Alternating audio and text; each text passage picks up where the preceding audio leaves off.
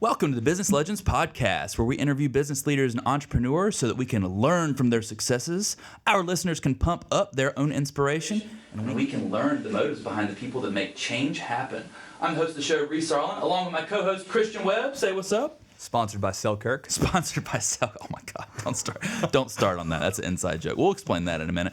And today we have Lena Lumelsky. I got it right. I'm so happy with myself. With Walden Web. Good morning, Lena. Thank you for joining us. Good morning. I would just like to point out that I forgot our backdrop that Kaylee so graciously prepared for us. So Yes. today we have a black screen backdrop, unfortunately. But usually it says Business Legends with Reese and Christian there. It's really cool, and we missed it. And what was the inside joke? Selkirk? Selkirk, oh yeah. Pickleball. So Pickleball. I bought a Gearbox paddle, and Christian bought a Selkirk paddle. And ever since then, it's been one of those rivalries that just won't stop. So, but enough about us. Lena, tell us about Woland Web.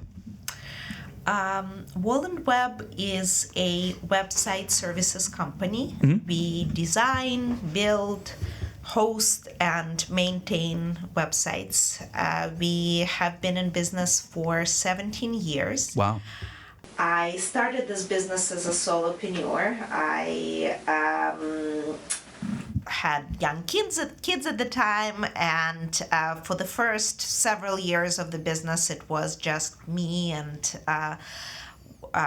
one designer. But then about 4 or 5 years ago, I became very intentional about growing the company, and we are now a team of 9. Wow. Do you regret it? Do you want to go back and be casual again? Well, There are moments. There are moments that it's easier to be small. But before I started the business, I had a pretty high-paced career in the corporate world, and I missed that in a way. I didn't, and that's why I started a small business. But then I did, and my career was in investment banking IT. I worked for Goldman Sachs and Deutsche Bank and Merrill Lynch, and I started out as a programmer. Yeah, those are all the expensive words. Yep. And then I was managing departments of computer programmers servicing internal clients of the bank, and I had to deal with clients, and I had a big team of 50, 60 people. Wow. And I traveled around the world, and I did miss that part of it. I didn't, there were aspects of the corporate world that I did not miss, but Of course. I really enjoy small business ownership, and I think I'm at a point in my business where I have both. There are a lot of people that I work with, both clients and on the team, and I've always liked making connections and basically helping people, and I feel like business ownership offers the opportunity to do both. I can get behind that. So back when you made a decision to switch from casual to intentional business, what happened there? Like, what made you change? So there were a couple of different things. One of them is that I found myself in a position where 67% of my revenue was coming from a single client. Oh, wow. And on one hand, that was fantastic because, the work kind of fell on me, and on the other hand, I recognized that it was a very dangerous thing to do. So while keeping that client happy and doing everything we needed to do there, I started growing the rest of the business so that it wouldn't be like that anymore. And I'm happy to report that at this point, I don't have any clients that bring more than 10% of my revenue, and that makes me feel more Even 10% is a secure. little sketchy, though. Right. I know. Ideally, it should be even under that, but One day. One Next day. year goal. But it's definitely, and in order to do that, I needed more people, more structure, more intention, and I joined EOA program, EO Accelerator program, and it really changed how I looked at things, and I learned a lot. I realized that there is a science behind this, Absolutely. Most business owners don't, even if they have a degree in business, they learn everything in the school of hard knocks. Yeah, school of business isn't doing anything for right. you. He's taking a shot at me right now, by the Absolutely. way, just so you know. but there is something to that. I think every experience you have in life, whether it's school or school of hard knocks, where you come from, I mean, they all contribute to the person that you are. And it's funny because 2 careers ago, I bought and sold cars, for instance. And believe it or not, there's so much in the marketing profession that comes from things that I learned buying and selling cars.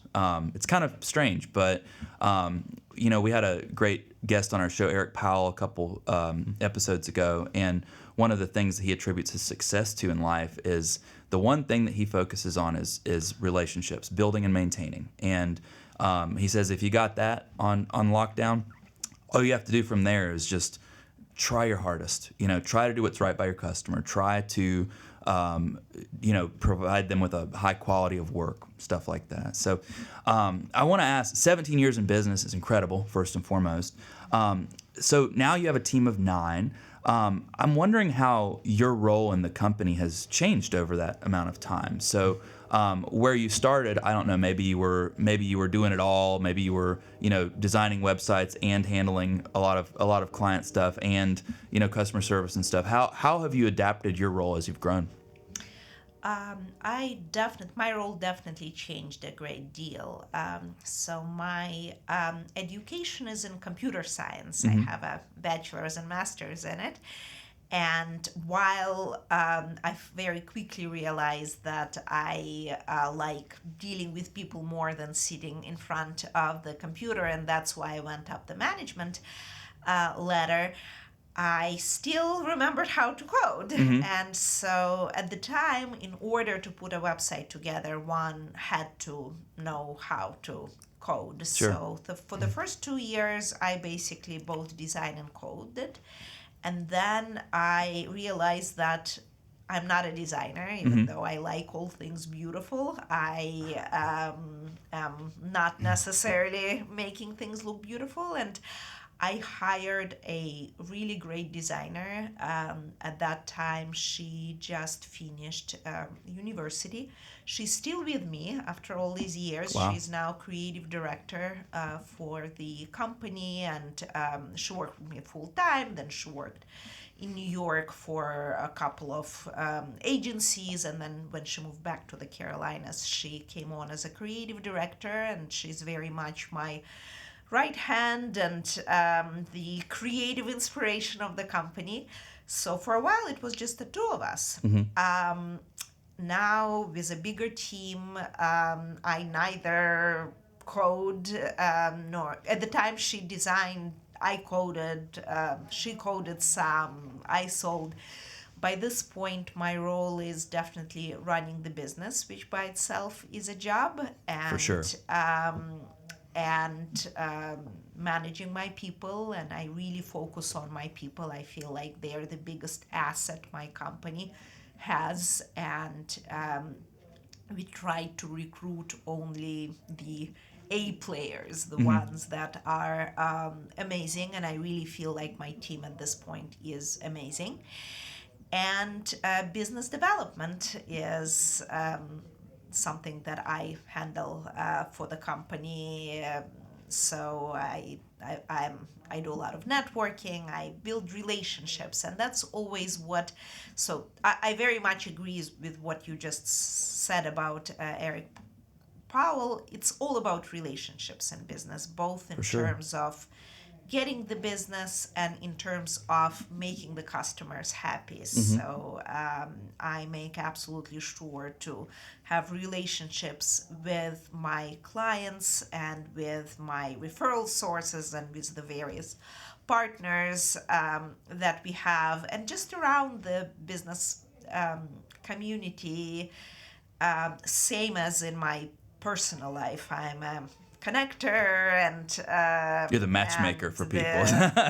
She said connector. I knew what you really meant. and I have I like kind of organizing things, so I'm volunteering for organizations, and it all comes together. Sure. So I Yeah. feel like I'm in a It's great crazy place to in my business crazy to right think now. about, because like everybody tries to reach out to like the entire United States to do business. So we're kind of guilty of this as well. Sure. Because we probably have business in almost every state.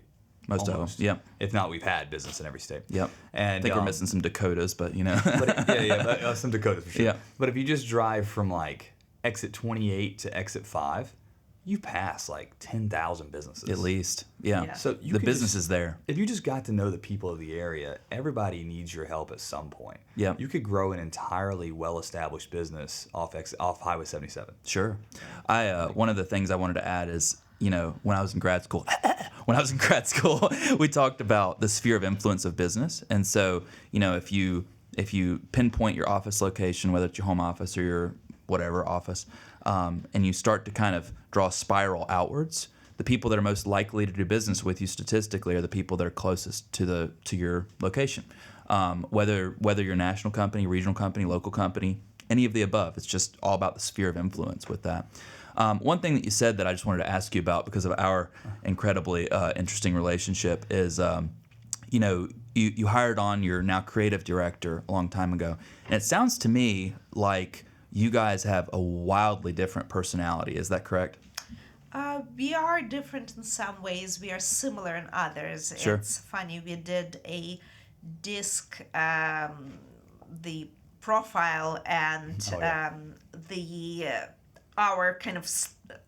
our trajectories on that disc diagram were almost identical. Oh, interesting. Which I would not guess from, because I'm definitely a lot more, I guess, outgoing. She seems more reserved, but turns out we are very similar, and we are both perfectionists, and we both make sure that nothing leaves our shop that we basically crossed all the T's and dotted all the I's. That's great. That's a great habit to have in general. together. Those tests for me are like so hard to know if they're honest or not. And it's like the reason is like the questions are like, are you a perfectionist or not? Yeah. Like, you know what I'm saying? It's like, well, not means I'm disorganized. So, yeah, I'm a perfectionist. I'm pretty organized. Yeah. I feel like somebody had to follow you around with a camera and just like while you're not watching, like you don't even know they're there, and they just watch you do things all day. And they're like, this is what we know you are. Yeah, confirmation bias is a real thing. I mean, it's a struggle of any system of polls because a lot of times people will answer something based on who they want to be versus who they accurately represent themselves to be. Interesting. But yeah, I always ask the questions when you have partnerships like that because you're literally like singing harmony right now because Christian and I are very different and yet the same at times. We have a lot of the same goals and aspirations and whatnot, but our personalities are wildly different. And those differences definitely have revealed themselves over the course of the last 5 years for sure. I can't speak for you, but I'm sure. it's just interesting whenever you have a partnership like that. So I just wanted to ask about that. So again, 17 years is incredible. One of the things that we like to ask people is we talk about innovation quite a bit, and I know web design has changed drastically in that amount of time. Can you touch on how that's changed and then follow up just so you know it's coming? I want to talk about where you think it's going and what you think the future is for it as well. Yes, web design changed absolutely dramatical, and that's actually it's kind of a side trajectory, but that's why I specifically hire people that adapt well, because in our industry you have to be able to adapt all the time. When we started 17 years ago, it was all pretty much HTML, and unless you had a strong programmer that knew how to code on staff, you could not put websites together. Right now the field really changed. There are a lot of templates out there. There are website builders like Wix and Squarespace. We build in WordPress, and we build custom websites. We start at design level, and even though WordPress is our platform of choice because it comes with a built-in content management system, and because it's search engine friendly, nevertheless, every design that we do is custom, and WordPress is versatile enough to allow for that. But yeah, from the very beginning, where you basically were doing everything very, very manually, right now there are all these components that you can purchase that will perform a specific function within the website. But it also is very important to know how they work together, so they don't conflict with each other. It's important to keep the website secure. I'm sure there were hackers. We've had crazy issues with that also. Yeah, I'm sure there were hackers before, but right now it seems like it's a whole industry. Yeah, There are sure. people trying to hit websites with outdated software, with outdated versions of software or plugins, which are components of the website. And for that reason, it's very important to keep them up to date, and that's a job in itself. I actually have somebody on the team, since we handle hosting for our clients as well. We have somebody on the team who manages the hosting environment and upgrades WordPress and upgrades the plugins and runs security checks to make sure that our clients don't get hacked. And so that's Never fun to get hacked. yeah, For no, sure. absolutely. So that's one of the ways this changed. I think it became more industrialized how they hit you, and then just the way the designs, the websites look right now changed. Back then For they sure. were small, and if you wanted a mobile phone, which I think was a mobile website, which I think wasn't the thing when we started, but then a few years down the road it became the thing because smartphones became prevalent. People had a whole different mobile website from their main website, and so there were basically two. And now a single website needs to adapt to all kinds of devices out there: the iPads, tablets and wide phones screens. and small screens, and obviously various desktops. And that's been very interesting as well. But by now, I mean, unless it looks perfectly on every device, it's not a great product. So we focus on that a lot. In terms of where I think this is going, from what I'm reading in industry research, is video is becoming more and more prevalent. People don't like to read as much. Sure. And so while text is still important, and it is important for the search engines, that's the other thing. The websites have to be search engine friendly, and those rules change all every the day. time. Yeah, every day. Use of videos and use of photography that is more original it's already there, but I think it will only grow with time. Sure. So I feel like that's very important. And while we don't do photography and videography ourselves, we partner with businesses that do, and I think those partnerships will become even more important down the road. Absolutely. I mean, I'll give Christian some credit. Christian's definitely the forward thinker of BMSG, and he's the one that he's the one that, when it comes to strategic partnerships, he's the one that reaches out and does the business development pieces and figures out partnerships and stuff. And it's amazing because I always think about like the opportunity cost of like what happens if you don't for example. So if you don't find good photographers and videographers, and I know you've already started that ball rolling, right? But if you don't, not that your designs will become obsolete, but there's a concern that they won't be, top of the notch anymore, highest quality type of product to deliver.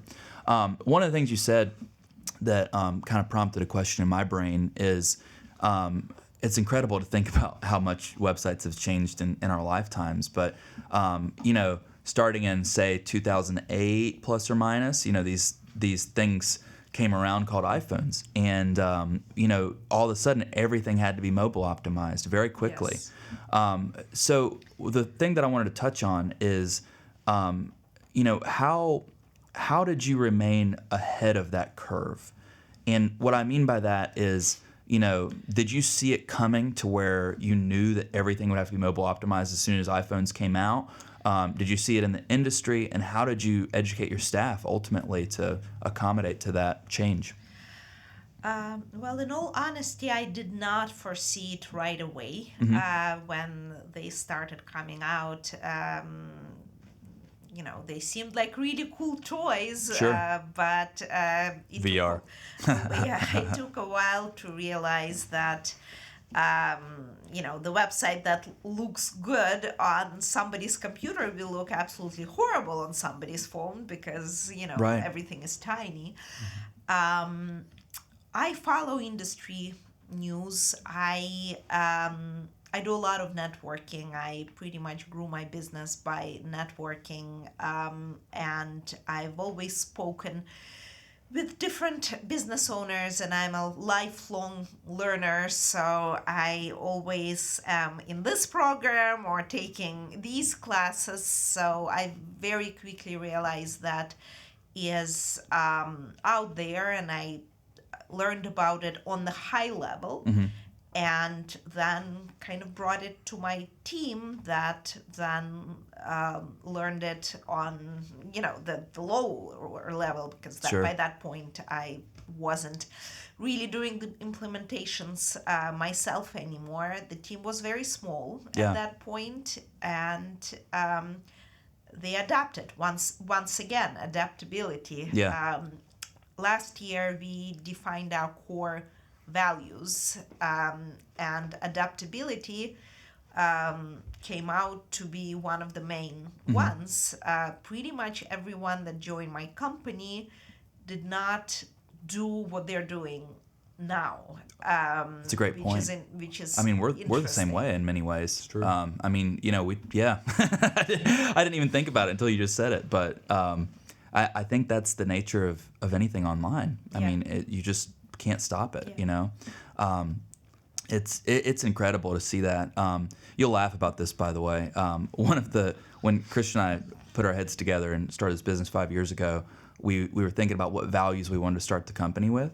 And one of mine, I don't know if you know what I'm going to say or not, but one of the values that I wanted to start the company with, I said, I want to be paperless. That was one of the things that I started with. And I know that's bizarre, but it's one of those things where, coming from school, coming from the car industry where you have a 74-page, contract every time that you could just as easily sign with a stylus or whatever, it just drove me nuts. And then whenever it came down to finding these papers, whether it was in like a folder or whatever, you just never could, and so it just drove me nuts. So that was one of the strange things. Pretty much been paperless. Yeah. Minus our When we have to print out an RFP. That's it. Yeah. That's the only time. And that's government stuff where you have to print it out and send it, Yeah. But Yeah. so we have a printer, but, It gets used very, very little. Yeah. Yeah, I have to say we are pretty paperless at this point as well, and we were virtual from the very beginning, and Wow. we still are. So I guess that's kind of part of the history of my business. I left my corporate career to go on maternity leave with my first child. And the day she turned 2 months old, September 11th happened. Oh, wow. And I was in Manhattan, and I Wow. was working for Merrill Lynch at the time. I was on maternity leave from Merrill Lynch, which is right across the street there. Oh my gosh. And I basically, even though I had a full intention of going back to, work, and I had it all worked out, how I was going to work part-time, and all these beautiful ideas you have before a child is actually born of how your life is Christian's gonna going through that right now. Yeah. At that point, I realized that I just can't leave her, Sure. in the situation that we are all in. And when I did start this business 4 years later, my intention was to basically be able to work, because I guess I am too active, not too. You are Christian Web, by the way. You were the female version of Christian Web. But at the same time, I knew that, my previous job was kind of a 12 to 16 hours a day gig. Oof, and wow. I knew I could not do that with a child at home. And I eventually had a second and a third. So I started this business to be able to have some kind of work-life balance. And In the opposite direction. More life and less work. Right. Well, to have both. And so initially, I guess I was hiring people that, and I still do, that value a remote environment. Sure. I think that probably will, when it comes to making new hires and stuff, as your business grows even Right. further. Christian and I, we bit the bullet on this one because we went back and forth so many times after COVID and all that of, do we make work from home an option? Do we have people come in on a dynamic schedule? Like what's our schedule? And what we decided was, look, we're gonna have to watch them like a hawk. We're gonna have to watch their productivity very much. And for us, if as long as somebody's getting the job done, we don't care what time they're doing it, really. I mean, as long as the job and the productivity is there, like things happen in life, you have a doctor's appointment or whatever, and maybe you work a couple hours, 6 to 8 or something. But I think that the future of any administrative work on the computer is work from home. I think it's just too attractive and too appealing. I think people are gonna really stick with it. Well, we're running out of time, so I always like to ask somebody a fun or funny question towards the end. Never comes up with and I never come up with one, so I sit here. So I have a fun question. Okay, yes. So what do you think? No, he's going to talk about VR. I guarantee. So how do you think augmented it. reality See? and virtual Told you. reality is going to affect Ruining my website day. in the future? Is it going to be like the mobile device, or are you going to have to re-optimize for VR, or do you think it's going to completely transform? The honest answer is A bunch of toys? I do not know. When mobile phones came out, Nobody could have predicted no their one impact. Could predict it. Even I'm gonna date myself here, but when the browser came out, my husband actually was a grad student in University of Illinois, Urbana-Champaign at the time, and the first browser was developed a floor above him. Oh, wow. While he was in grad school, and they all downloaded it on their computers, but they all thought it was a toy. No one realized how it would revolutionize everything that we do in life. So here's why I think it's going to change drastically. And this is He's going to ask you your opinion, and then he's going to tell you why his is right. No, not why mine's right. So with VR, me as a business owner, I have thought about bringing my team in on, because we're all virtual now. The whole world's going virtual, right? So how do you do team meetings? You do virtual reality team meetings. So when you're in there and you're talking about who to partner with and who you're going to use, and this is my inspiration, how do you pull those screens? How do you pull those pieces of websites? How do you pull the assets from those companies? They would have to come from a source, right? So I'm thinking a website would somehow have to come through that meeting and be used and presented to everyone. And I'm like, I don't know how that's going to work. But when it happens, you're going to have a lot of work. Yes, absolutely. So it's important to stay on top of that. Absolutely. I'm telling you, it's coming. It's coming. I'm excited to see it. I agree with you. It will Every change, episode. It will change our life and our businesses once again. But hey, we adapted a lot of times, and we're gonna adapt again. Oh, it'll change us too. Like people will be like, sure. How do we get? We're already getting the the metaverse? inquiries. Yeah. I'm starting to get inquiries about the metaverse already. Really? Yeah. It's like so like high quality metaverse conversations, but they're not there yet. Yeah, all for sure. there. Well, Lena, thank you so much for joining us this morning. Let's say somebody wants the best website ever. How can they get a hold of you? Well, they can look at my website, which is waldenweb.com. Okay. And all my contact information is there. Perfect. And I would love to hear from people. And thank you so much for giving me this opportunity and asking me to be a guest on your show. Absolutely. I am very excited to be here, and it's great to be working together. Well, thank you so much. It's been Thank you. a great show.